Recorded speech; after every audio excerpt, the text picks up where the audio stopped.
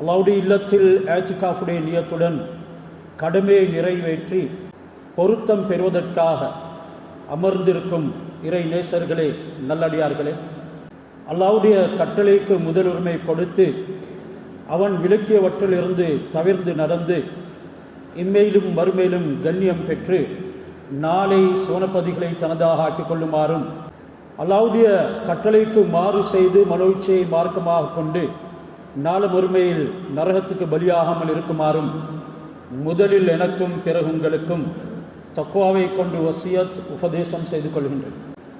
ஒவ்வொரு மனிதனுடையவும் வாழ்க்கையில் சில சந்தர்ப்பங்கள் இருக்குது.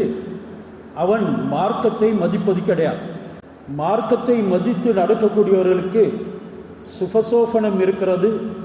அவர்களுக்கு கஷ்டத்தின் பின்னால் இன்பம் காத்திருக்கிறது. துனியாவுடைய வாழ்க்கை லகது ஹலக்னல் இன்சான ஃபீ கபத். அல்லாஹ் விளக்கம் சொல்லிவிட்டான். மனிதர்களாகிய நீங்கள் தான் வாழப்போகிறீர்கள், ஆனாலும் உங்களை நான் படைத்திருக்கிறதே சிரமத்தில், கஷ்டத்தில். அந்த சிரமம் கஷ்டத்துக்குள்ள நீங்கள் எனக்கு வழிபடும் பொழுது ஒரு இன்பத்தை காண்பீர்கள். அந்த இன்பத்தை இன்று துறந்து வேற வழியில் தேடக்கூடியவர்கள், கர்வம் கொண்டவர்கள், மமதை கொண்டவர்கள், இவர்களை அல்லாஹ் சுப்ஹானஹு வ தஆலா நேசிக்கிறது இல்லை. அவர்களுக்கு நாள மறுமையில் அல்லாஹ் வாக்குறுதி அளித்த சுவனம் கூட கிடைப்பது கிடையாது. குர்ஆனில் அல்லாஹ் தில்க தாருல் ஆஹிரத்து நஜ்அலுஹா லில்லதீன லா யுரீதுன உலுவன் ஃபில் அர்தி வலா ஃபஸாதா. ஆஹிராவுடைய வீடு யாருக்கு கிடைக்கும்? இந்த பூமியில உயர்வையும் ஃபஸாதையும் தனக்கு எதிர்பார்க்காதவர்களுக்கு தான் கிடைக்கும். சிலர் உயர்வை எதிர்பார்க்கிறார்கள். அவர்களுடைய அந்தஸ்துகளை வைத்து, படிப்பை வைத்து, சமூகத்தில் வரவேற்கப்படக்கூடிய நிலைமைகளை வைத்து இவர்கள் உயர்வை எதிர்பார்க்கிறார்கள். அந்த உயர்வு அல்லாஹ்வுக்கு தான் சொந்தம். ஃபிரௌன் சொன்னான், அன ரப்புக்குமுல் அஅலா, நான் உங்களுடைய உயர்வான ரப்பு. அல்லாஹ் சுப்ஹானஹு வ தஆலா இந்த வார்த்தையை விரும்பல. 40 வருடங்களுக்கு பின்னால என்னை தவிர ஒரு ரப்பை உங்களுக்கு நான் அறிய மாட்டேன் என்று அவன் 2வது விடுத்தம் சொன்னதன் பின்னால தான் அவனை தண்டிப்பதற்கு அல்லாஹ் பிடித்தான். இதே மாதிரி கர்வம் கொண்டு, மமதை கொண்டு அலைந்து திரிப்பவர்கள், ஏழைகளையும் அநாதைகளையும் கதியற்றவர்களையும் அடக்கி ஆள்பவர்களை அல்லாஹ் விட்டு வைக்கின்றான். பல வருடங்கள் போனாலும் அவர்களை பிடிக்காமல் விடுவதில்லை. இதனால் ஆகிராவுடைய வீட்டை பெற்றுக்கொள்றதுக்கு நீங்க பூமியில உங்களை பெரியவர்களாக மதித்துக் கொள்ளாதீர்கள். இன்று அப்படி மதிப்பவர்களின் காரணமாகத்தான் பலவிதமான பிரச்சனைகள் ஏற்பட்டிருக்கிறது. ஒரு கூட்டம் இன்னொரு கூட்டத்தின் கருத்தை ஏற்றுக்கொள்வதற்கு தயாரில்லை. ஒரு கூட்டம் அவர்களை விடவும் உயர்ந்தவர்கள் யாரும் இல்லை என்று நினைக்கிறார்கள். இதனால அல்லாஹ் சுப்ஹானஹு வ தஆலா வரக்கூடிய வானத்தின் பரக்கத்துகளையும் தடுத்து கொள்கிறார். 2வது வலா ஃபஸாதன், பூமியில ஃபஸாது செய்யாதவர்கள், குழப்பம் செய்யாதவர்கள், விஷமம் செய்யாதவர்கள் உங்களுக்குத்தான் நாளை மறுமையில சோனம் இருக்கிறது.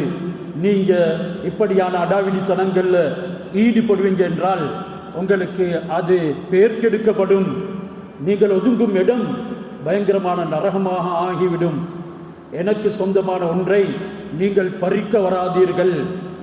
அல் கிப்ரியாவு ரிதாயி, பெருமை, கர்வம், மமதை, அது எல்லாமே எனக்குத்தான் இருக்குது. அப்படி இருந்தாலும் அல்லாஹ் குர்ஆனில் பாவிக்கும் வார்த்தைகளை பாருங்கள். அவனை வணங்கக்கூடிய இடத்துல மட்டும்தான் அனல்லாஹு லா இலாஹ இல்லா அன ஃபஅபுதுனி, நான் தான் அல்லாஹ், என்னை தவிர வணக்கத்துக்குரிய யாரும் இல்லை, என்னை வணங்குங்கள் என்று சொல்கிறானே தவிர வேறு அதிகமான விடயங்களை கூறக்கூடிய நேரத்தில் நாங்கள் என்ற வார்த்தையை தான் பாவித்திருக்கிறான். நஹ்னு ஹலக்னஸ் ஸமாவாதி வல் அர்த், நாங்கள் தான் வானங்கள் பூமிகளை படைத்தோம். யாருமே அல்லாஹ்வுக்கு கூட்டு சேரல்ல படைக்கிறதுக்கு. என்றாலும் மனிதருக்கு கற்றுக் கொடுக்கின்றான், ஒன்னால் ஏதும் செய்தாலும் கூட நீ நாங்கள் என்ற வார்த்தையை தான் பாவிக்க வேண்டுமே தவிர நான் என்ற வார்த்தையை பாவிக்க கூடாது. அல்லாஹ் அந்த வார்த்தையை அவனுக்குமே சொந்தமாக்கினான். இதனால இந்த கிபர், பெருமை, கர்வம், மமதை இவைகளுக்கு நீ கொஞ்சம் கூட சாய்ந்து விடவும் கூடாது. அது எனக்குரியது. வல் அலமத்து இசாரி, கண்ணியம் அது எனக்குரியது. உதாரணம் கூறுகின்றான், இந்த பெருமை என்னுடைய மேலாடையை போல, கண்ணியம் என்னுடைய கீழாடையை போல அல்லாஹ் சுப்ஹானஹு வ தஆலா உதாரணம் கூறி விளங்க வைக்கின்றான். ஆடை எதற்காக அணியப்படும்? வெட்கத்தை மறைப்பதற்காக, மக்கள் மதிப்பதற்காக. அதற்காக வேண்டி பெருமை அடித்து ஆடை அணிய வேண்டும் என்று சொல்லவில்லை. ஆனாலும் ஆடைக்குள்ள உன்னுடைய குறை மறைக்கப்படுகின்றது.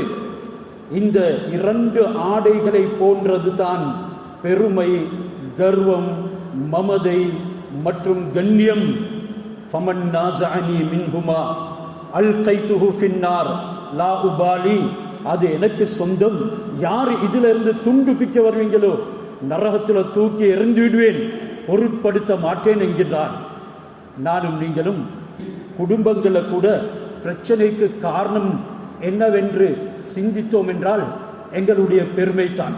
எங்களுக்குள்ள எதுவுமே கிடையாது என்றாலும் பெருமையின் வார்த்தைகள் அது வானத்தை கூட எட்டி துளைத்து போயிட்டு தாங்க முடியாமல் அவனுக்கே வந்து விளைவதனை அவன் மறந்து விடுகின்றான்.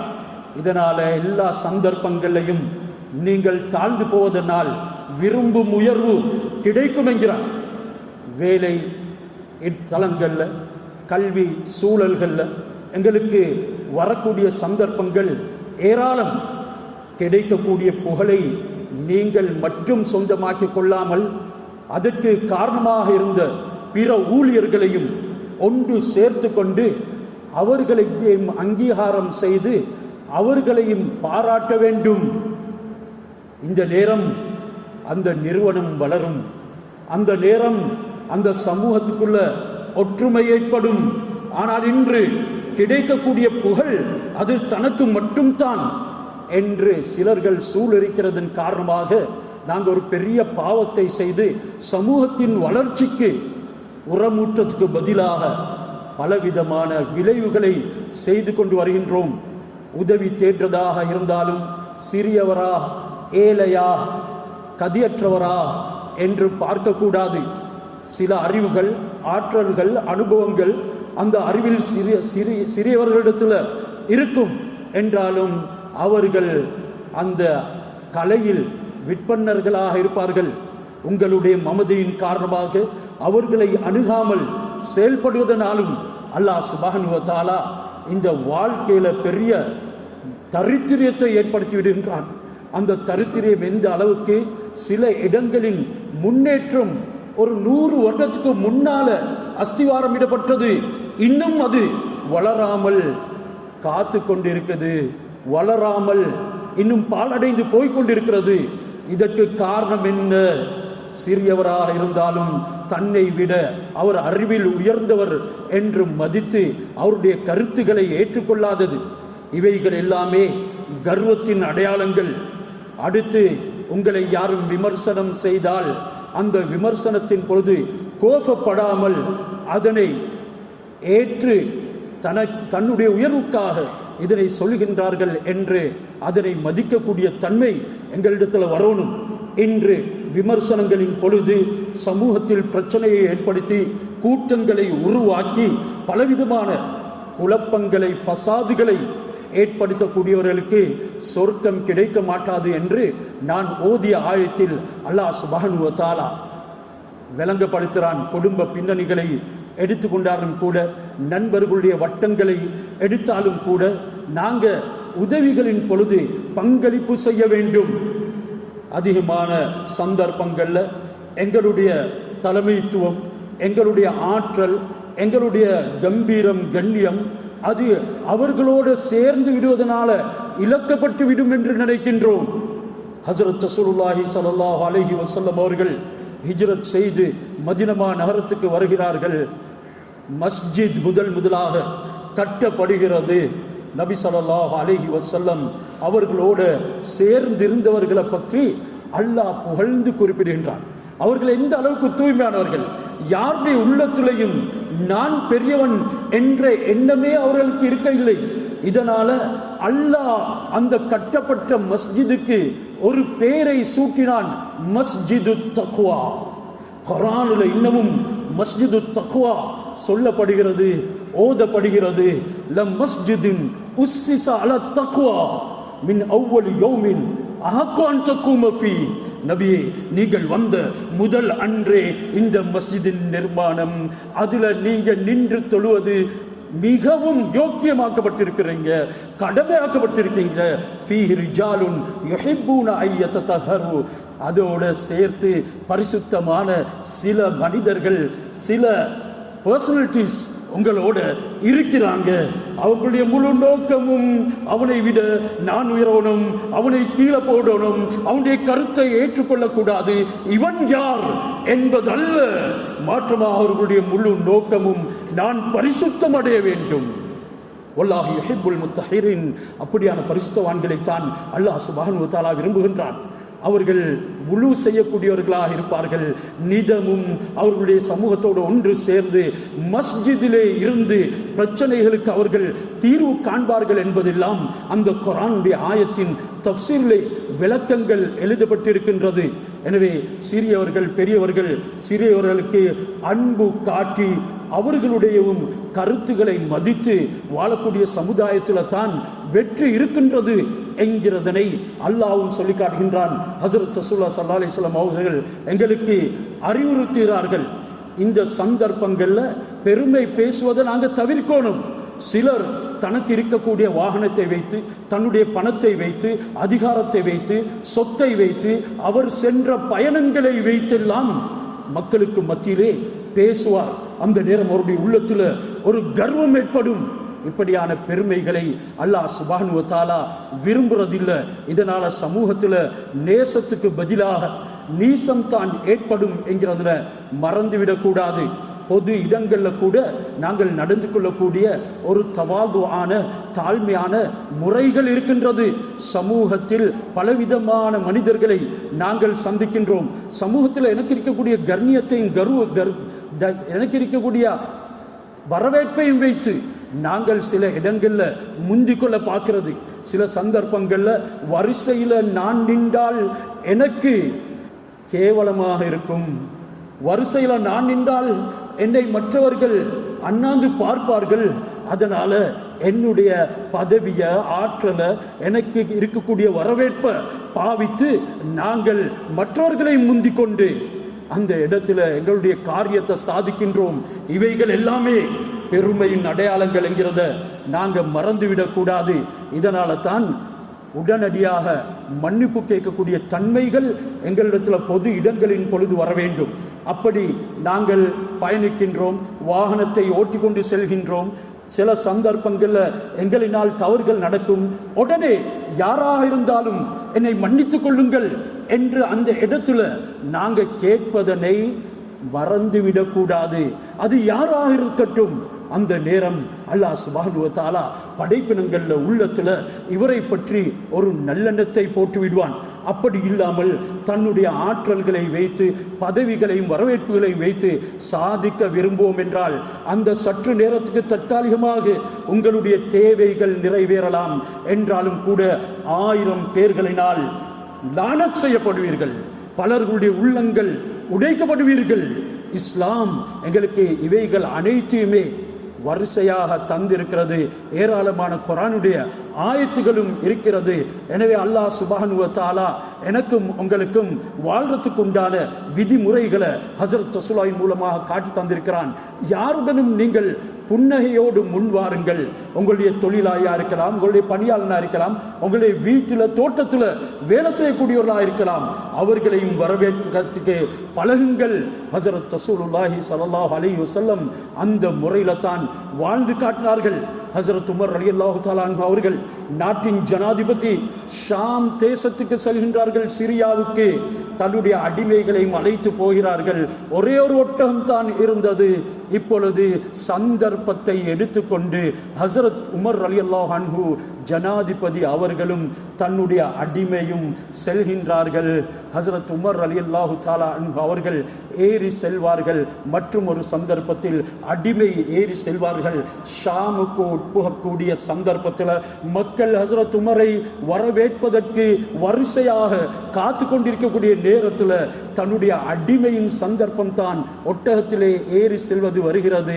அங்கே கயிறை பிடித்து கொண்டு ஹசரத் உமர் ரலியல்லாஹு தஆலா அன்ஹு அவர்கள் நடந்து போறாங்க. இந்த சந்தர்ப்பத்தில் அவர்களுடைய காலணிகளை கலட்டி தோல்ல போட்டுக்கொண்டார்கள். சேறு இருந்தது பாதையில, மக்கள் அனைவரும் பார்த்து கொண்டிருக்கின்றார்கள். அதனை கடந்து ஒட்டகத்தை ஓட்டி செல்கின்றார் படை தளபதி. அதாவது அந்த நேரம் அந்த ஷாம்ல சிரியாவில் செல்வதற்கு இருந்த இடத்தின் தளபதி தான் ஹசரத் அபு உபைதா ரலியல்லாஹு தஆலா அன்ஹு அவர்கள். சொன்னார்கள், அமீருல் முஃமினீன் அவர்களே, இந்த மக்களுக்கு முன்னால உங்களுடைய இந்த தோற்றம் அவ்வளவு நல்லதாக இல்லை. சொன்னார்கள், கோபப்பட்டார்கள். எங்களுக்கு கண்ணியம் கிடைத்தது இஸ்லாத்தை கொண்டு தான், எங்களுக்கு கண்ணியம் கிடைத்தது இஸ்லாத்தை கொண்டு தான். யாரு அந்த கண்ணியத்தை இஸ்லாத்துடைய வழிமுறை இல்லாமல் வேறு விதத்தில் தேடுவார்களோ நிச்சயமாக அல்லாஹ் அவர்களை கேவலப்படுத்தியே தீர்வான் என்று சொன்னார்கள். எந்த அளவுக்கு பசியில் வாடக்கூடிய பிள்ளைகளுடைய தாயினுடைய பசியை கண்டறிந்த நாட்டு ஜனாதிபதி உமர் ரலியல்லாஹு தஆலா அன்ஹு அவர்கள் மூட்டையை சுமக்கின்றார்கள். மூட்டையை சுமந்து நெய்யுடன் எடுத்துக்கொண்டு போய் அவர்கள் அந்த பெண்ணிடத்திலே கொடுப்பதற்கு நடந்து போற நேரம் அடிமையும் பணியாளர் ஹாதிமும் செல்கின்றார். அமீருல் முஃமினீன் அவர்களே, இதனை நான் சுமக்கின்றேனே. சொன்னார்கள், கியாமத்து நாள் அன்று என்னுடைய பாவ மூட்டையை நீ சுமப்பாயா? இதுதான் எங்களிடத்தில் வரணும். இன்றைக்கு எங்களுடைய இபாதத்தில் இன்பம் இல்லை. ஏன் இன்றைக்கு ஏன் திலாவத்தில் இன்பம் இல்லை? ஏன் அதனை எடுத்து நடக்க முடியாது? எங்களிடத்தில் அல்லாஹ் சுப்ஹானஹு வ தஆலா எதனை விரும்புகிறானோ அந்த தன்மைகளை கொண்டு நாங்கள் போஷிக்கப்பட்டவர்களாக இல்லை. நினைத்த மாத்திரத்தில் எங்களுக்கு கோபம் மேலிட்டு விடுகிறது. அது ஜெம்ம பாயாக மாறி ஜாஹிலியத்துடைய அறிவு அற்ற யுகத்தில் இருந்தவர்களுடைய பண்புகள் எங்களுக்குள்ள மேற்கொள்ளுது. இதன் காரணமாக சமூகத்தில் மாபெரும் விளைவுகளை சந்திக்க நேர்ந்து விடுகின்றது. எனவே தான் ஹஸரத் ரசூலுல்லாஹி ஸல்லல்லாஹு அலைஹி வஸல்லம் அவர்கள் அவர்களுடைய தோழர்களை வளர்த்தார்கள். அந்த தோழர்கள் எந்த அளவுக்கு கர்வம் கொண்டவர்களாக இருந்தார்கள், அவர்களோட யாருமே பேச முடியாத அளவுக்கு பாஷையின் விற்பனர்களாக இருந்தார்கள். ஹஸரத் ரசூலுல்லாஹி ஸல்லல்லாஹு அலைஹி வஸல்லம் அவர்கள் தன்னுடைய தாழ்வான பண்புகளின் மூலமாகத்தான் அவர்களுக்கு மத்தியில் ஈமான புகத்தினாங்க. ஹஸரத் அபூபக்கர் ரலியல்லாஹு தஆலா அன்ஹு அவர்கள் நாட்டின் ஜனாதிபதி ஹலீஃபத்து ரசூலுல்லாஹி ஸல்லல்லாஹு அலைஹி வஸல்லம் அவர்கள் ஹலீஃபா பதவியை ஏற்பதற்கு முன்னால அவர்கள் வசித்த ஊர் வாசிகளுக்கு ஆடுகளின் பாலை கறந்து கொடுக்கும் பணியை தொடர்ந்து செய்து கொண்டு வந்தார்கள். எப்பொழுது ஹிலாஃபத் பதவி கிடைத்து நாட்டின் ஜனாதிபதியாக ஆனார்களோ, ஒரு சிறுமி சொன்னால் இதன் பின்னால இவர் எங்களுக்கு பால் கறந்து தரமாட்டார். அந்த வார்த்தைகள் உள்ளத்துல அவர்களுடைய ஆணித்தரமாக பதிந்தது. அந்த சிறுமியை தலையை வருடி சொன்னார், என்னுடைய பதவி அது ஒரு நாளும் இந்த ஹிதுமத்தை தடுக்க மாட்டாது. மகளே, என்னுடைய உயிர் இருக்கும் வரைக்கும் நான் அந்த ஆட்டின் பாலை உங்களுக்கு கறந்து தருவேன் என்றார்கள். இது பதவிகளின் பொழுதும் தன்னுடைய சமூகத்துக்கு செய்ய வேண்டிய ஹிதுமத்துகளை அவர்கள் மறக்கல்ல. இன்றைக்கு ஒரு அதிகாரி அல்லது ஒரு பொறுப்புதாரி, அது எங்களுடைய மஸ்ஜிதா இருக்கட்டும் வீடாக இருக்கட்டும், அந்த மஸ்ஜிதில் உள்ள ஊத்தையை எடுத்து அல்லது அதனை கூட்டி போடுவதற்கு மறுக்கிறாரே தவிர அவர் அதனை மறுக்கிறார். மாற்றமாக ஊழியர்களை கண்டிக்கின்றார். ஒரு தடவை 2 தடவை ஊழியர்களுக்கு முன்னால் அவர் செய்யும் பொழுது அதில் அசம்பந்த போக்குள்ள ஊழியர்கள் இல்லை, இதனை நான் செய்ய வேண்டும் என்றொரு நிலைமைக்கு வருவார்கள். இவைகள் எல்லாமே சிறுவர்களுக்கு சொல்லிக் கொடுக்கிறதை போல இன்றைக்கு எங்களுடைய சமுதாயத்துக்கு சொல்ல வேண்டியிருக்கிறது. காரணம் என்ன? சமூகத்தினுடைய பிளவுகள் இவைகளின் காரணமாகத்தான் ஏற்படுகிறது. ஹஜ்ரத் அலி ரலியல்லாஹு தஆலா அன்ஹு அவர்கள் சந்தையில் செல்வார்கள். அங்கே மூட்டை சுமக்கக்கூடியவர்களுக்கு அதனை தூக்கி விடுவார்கள். மிகவும் சாமானியமான சாதாரணமான ஆடையை அணிந்திருப்பார்கள். மக்களுக்கு வழிகாட்டுவார்கள். தன்னால் செய்ய முடியுமான பணிகளை சந்தையில் இருந்து செய்து கொடுப்பார்கள். அவர்கள் முரட்டு துணியொன்றை வாங்கி அணிந்தார்கள். நாட்டின் ஜனாதிபதி அவர்கள் கண்டவர்கள் சொன்னார்கள், இது உங்களுக்கு அலங்கோலமாக இருக்குது, இல்லை இது தொழுகைக்கு எனக்கு பணிவை ஏற்படுறதோட இதமானதாக இருக்கிறது என்று சொன்னார்கள். அத்துடனே இது கர்வத்தை குறைக்கிறதுக்கு காரணமாக அமையும். ஹஜ்ரத் உஸ்மான் ரலியல்லாஹு தஆலா அன்ஹு அவர்கள் நூற்றுக்கணக்கான அடிமைகள் அவர்களுக்கு சொந்தம் என்றாலும் இரவில் எழும்பினால் அவர்கள் வுளுவுடைய நீரை அவர்களே எடுத்துக்கொள்வார்கள். தன்னுடைய விளக்கை அவர்களே பற்ற வைத்துக் கொள்வார்கள். பணியாட்களுக்கு சொல்ல முடியுமே, இல்லை இது அவர்களுக்குரிய நேரம், அவர்களுக்கு சொந்தமான நேரம், அவர்கள் தூங்குகின்றார்கள், அவர்களை நான் எழுப்பாற்ற விரும்பவில்லை. எங்களுடைய நிலைமைகளை கொஞ்சம் சிந்தனை செய்து பாருங்கள். எங்கள் சிலர் ஒரு தண்ணீரை கூட போய் எடுத்து குடிக்கிறதுக்கு முடியாதவர்கள். வீட்டுக்கு வந்தால் அதையும் மனைவியிடத்தில் தான் சொல்லுவார்கள், அதனை பிள்ளைகளிடத்தில் தான் சொல்லுவார்கள். அவர் சாப்பிட்ட பிளேட்டை கூட கழுவி வைக்க மாட்டார். இதெல்லாம் ஏன் நான் சொல்கிறேன்? இவைகள் பெருமை, கர்வம், மமதை. இதனை அல்லாஹ் விரும்புறதில்லை. இவர்களுக்கு நாள மறுமையின் வீடும் கிடையாது என்பது தான் அந்த ஆயத்தை எங்களுக்கு சொல்லி காட்டுது. ஹஜ்ரத் சல்மான் ஃபார்சி ரலியல்லாஹு தஆலா அன்ஹு மதாயின்ல ஆளுநராக கவர்னராக இருக்கின்றார்கள். சிரியாவில் இருந்து வியாபாரி வந்தார். ஹஜ்ரத் சல்மான் சாதாரணமான ஆடை அணிந்திருந்தார். அதனை பார்த்து இவர் ஒரு நாட்டாமையா இருக்கும், இந்த மூட்டை சுமந்து வா. சுமந்து செல்கின்றார். அங்கே இருந்த மக்கள், இது எங்களுடைய நாட்டின் கவர்னர் ஆளுநர், அவரிடத்தில் நீங்க இந்த முறை நடந்து கொள்றீங்களே. அவர் பயந்தார், மன்னிப்பு கேட்டார். சொன்னார், இல்லை, நான் நீ எந்த இடத்துக்கு போகணுமோ அது வரைக்கும் இந்த மூட்டைகளை சுமந்து வருகிறேன் என்று மூட்டைகளை சுமந்து சென்று அந்த வீட்டுக்கு சேர்த்து விட்டு தான் வந்தார்கள். கண்ணியமானவர்களே, இவைகள் எல்லாமே எங்களுக்கு யாரை பின்பற்ற வேண்டும் என்று சொல்லப்பட்டுச்சோ அவர்களுடைய வாழ்க்கை. அது இல்லாமல் இன்று வேற வேற மக்களிடத்திலும் இதை போன்ற விடயங்கள் இருக்கும். ஆனாலும் அவர்கள் இந்த சஹாபாக்கள்கிட்ட இருந்தே தவிர அவர்களுக்கும் அவைகளை எடுத்துக்கொள்ள முடியாது. எனவே நாங்கள் இவைகளை உள்ளத்தில் இருத்தி எங்களுடைய சமூகத்துக்கு வெளிச்சத்தை ஊட்ட வேண்டுமே தவிர சமூகத்தில் கர்வம் கொண்டு குழப்பம் ஏற்படுத்தக்கூடாது. வீட்டிலையும் கூட நாங்கள் ஒரு நடுத்தரமான நிலைமையை கையாள வேண்டும். சுயிலத் ஆயிஷத்து ரலியல்லாஹு தஆலா அன்ஹா கேட்கப்படுறாங்க. ஆயிஷா ரலியல்லாஹு தஆலா அன்ஹா மா யஸ்னஉன் நபி ஸல்லல்லாஹு அலைஹி வஸல்லம் ஃபீ பைத்திஹி வ அஹ்லிஹி, ஹஜ்ரத் ரசூலுல்லாஹி ஸல்லல்லாஹு அலைஹி வஸல்லம் வீட்டில் இருக்கக்கூடிய நேரத்தில் என்ன செய்வார்கள்? சொன்னார்கள், யகூனு ஃபீ ஹித்மத்தி அஹ்லிஹி, அவர்கள் தன்னுடைய குடும்பத்தின் பணிவிடைகளை செய்வார்கள், ஹிதுமத்துகள் வேலைகளை செய்வார்கள். ஃபைதா ஹதரத்தி ஸலாத்து ஹரஜ இல ஸலா, தொழுகையுடைய நேரம் வந்தால் அவைகளை அப்படியே விட்டுவிட்டு தொழுகைக்கு சென்று விடுவார்கள். வகான யக்ஸிஃபு நஅலஹு, தன்னுடைய பாதணியை அவர்களே தைத்துக் கொள்வார்கள். வயஹீது பிஸௌபிஹி, தன்னுடைய ஆடைகளை ஹஜ்ரத் ரசூலா தன்னுடைய முபாரக்கான கையாலேயே தைத்துக் கொள்வார்கள். வயஹ்லிபு ஷாத்தஹு, தன்னுடைய ஆட்டை அதனுடைய பாலை அவர்களே கறந்து கொள்வார்கள் என்று புகாரி ஷரீஃபினுடைய ரிவாயத் வந்து இருக்கின்றது. ஹஜ்ரத் ரசூலா ஸல்லல்லாஹு அலைஹி வஸல்லம் அவர்களிடத்தில் அத்தா ரஜுலுன் யுகல்லிமுஹு, பேச வேண்டும் என்று விரும்பி ஒரு மனிதர் வந்தார். நபி ஸல்லல்லாஹு அலைஹி வஸல்லம் அவர்களுடைய அந்த கம்பீரத்தை கண்டு அவருக்கு ஒரு நடுக்கம் ஏற்பட்டுச்சு. அந்த நேரம் நபி ஸல்லல்லாஹு அலைஹி வஸல்லம் அவங்க பாவிச்ச வார்த்தை ஹவ்வின் அலைக், ஹவ்வின் அலைக், நீ நிதானமாக சிம்பிளாக எடுத்துக்கோ, சிம்பிளாக எடுத்துக்கோ. இன்னமா அன மின் இம்ராத்தின் மின் குரேஷின் கான தாக்குல் கதீத், நான் வெறுமனே காய்ந்த இறைச்சியை சாப்பிடக்கூடிய ஒரு பெண்ணின் மகன் தான் என்று தன்னுடைய தாழ்மையை அவரிடத்தில் வெளியாக்கி அவருடைய உள்ளத்தில் இருந்த பயத்தை எடுத்து போட்டார்கள். ஹஸரத் அபூபக்கர் ரலியல்லாஹு தஆலா அன்ஹு அவர்களை மக்கள் புகழ்வார்கள். புகழக்கூடிய நேரத்தில் அவங்க சொல்வார்கள், யா ரப் இன்னக தஅலமு நஃப்ஸி, என்னுடைய ரப்பே நீ என்னுடைய நஃப்ஸை, அதுக்குள்ள என்ன இருக்கிறது என்கிறதனை நன்கு அறிந்திருக்கின்றாய். மேலும் நான் யார் என்று அனஅலமு பினஃப்ஸி, எனக்கு நன்கு தெரியும்.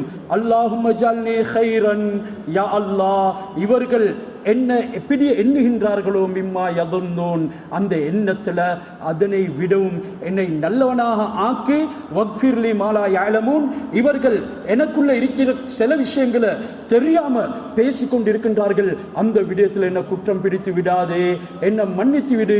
வலா துஆஹிதுனி மிம்மா யகூலூன், நான் ஒன்றுமே கிடையாது, இவர்கள் சொல்லக்கூடிய விடயத்தை வைத்து என்னை குற்றம் பிடிக்காதே என்று மக்கள் புகழும் பொழுது அவர்களுக்குள்ள அல்லாஹ் இடத்தில் இந்த துஆவை நிதமும் கேட்பார்கள். இந்த ரிவாயத்துகள் எல்லாமே புகாரி ஷரீஃப்ல பதிவாக்கப்பட்டிருக்கின்றது.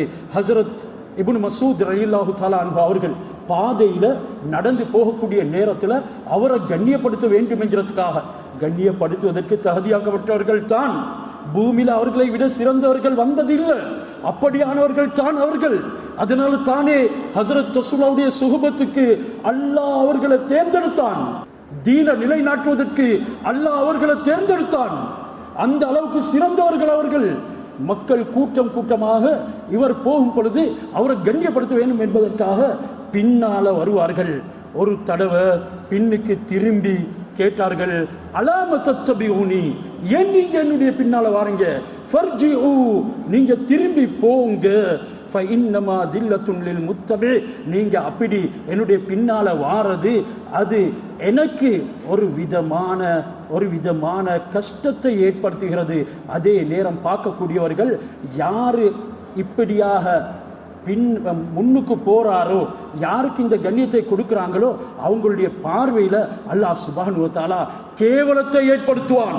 இன்றைக்கு நாங்க முன்னால போனா எங்களுக்கு வலதுல இடதுல பின்னால அதிகமானவங்க துயர்ந்து வருவதை விரும்புகிறோம். எங்களை வரவேற்கவில்லை என்றால் எங்களுக்கு கோபம் வருகிறது. ஏதாவது ஒரு ஃபங்க்ஷனுக்கு போனாலும் கூட எங்களை வரவேற்கவில்லை என்பதற்காக நாங்க பல வார்த்தை கணைகளையும் வீசுகின்றோம். இவைகள் எல்லாமே அல்லாஹ்வுடைய நெருக்கத்தை எங்களுக்கு தடுக்கும் என்கிறதை மறந்துவிடக் கூடாது.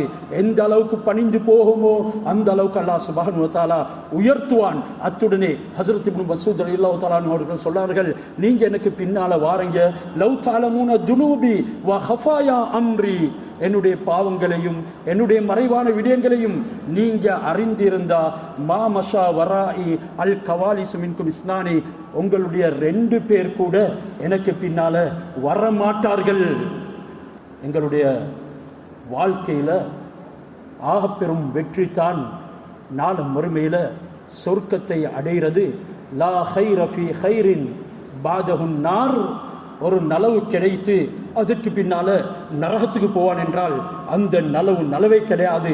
லா ஷர்ர பின் ஷர்ரின் பாதஹுல் ஜன்னா, ஒரு கெடுதி ஏற்பட்டு அந்த கெடுதிக்கு பின்னால சொர்க்கம் போவார் என்றால் அது கெடுதியே இல்லை என்கிறதும் ஹஸரத் அபூபக்கர் ரலியல்லாஹு தஆலா அன்ஹு அவர்களுடைய வார்த்தை. எனவே அல்லாஹ் சுப்ஹானஹு வ தஆலா சொல்கிறான், தில்க தாருல் ஆஹிரா, நாளை மறுமையின் வீடு யாருக்கு சொந்தம், அல்லதீன லா யுரீதூன உலுவன் ஃபில் அர்த், பூமியில எந்த விதமான உயர்வையும் விரும்பாத, வலா ஃபசாதா, எந்த விதமான குழப்பத்தையும் ஃபசாதையும் ஏற்படுத்தாதவர்களுக்கு தான் சொர்க்கம். எனவே அல்லாஹ் சுப்ஹானஹு வ தஆலா இந்த விடயங்களை அல்லாஹ் ரசூலுடைய போதனைகள் என்று உள்ளத்தில் தாங்கி எடுத்து நடக்கூடிய பாக்கியத்தை நம் அனைவர்களுக்கும் நசீபாக்குவானாக. எங்களுடைய வாழ்க்கையில திருப்பங்களை ஏற்படுத்துவானாக.